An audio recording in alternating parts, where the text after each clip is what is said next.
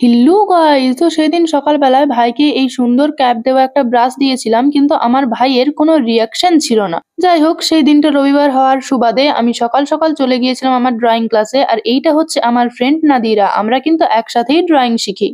আমাদের স্যার কিন্তু মূর্তি তৈরি বা আরো বিভিন্ন ধরনের কাজের অর্ডার নিয়ে থাকেন। তোমরা যদি চাও তাহলে আমাকে কমেন্ট করো, আমি তাহলে তোমাদের নেক্সট ভিডিওতে স্যারের কন্ট্যাক্ট নাম্বারটা শেয়ার করে দেবো।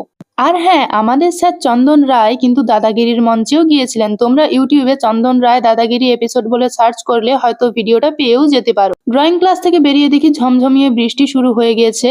তারপর রাস্তায় দেখা হয়েছিল রিক ওদের সাথে, আর রিক এই হলুদ ট্যাক্সিটা দেখেই অবাক হয়ে গিয়েছিল। হ্যাঁ, আমাদের খাতায় হলুদ ট্যাক্সি দেখা মানে অবাকই লাগে, কারণ এইদিকে সচরাচর হলুদ ট্যাক্সিটা দেখা যায় না। বাড়ি ঢোকার সময় দেখি এই টোটো ভর্তি কাঁঠালটা, আরে না না, কাঁঠাল ভর্তি টোটোটা।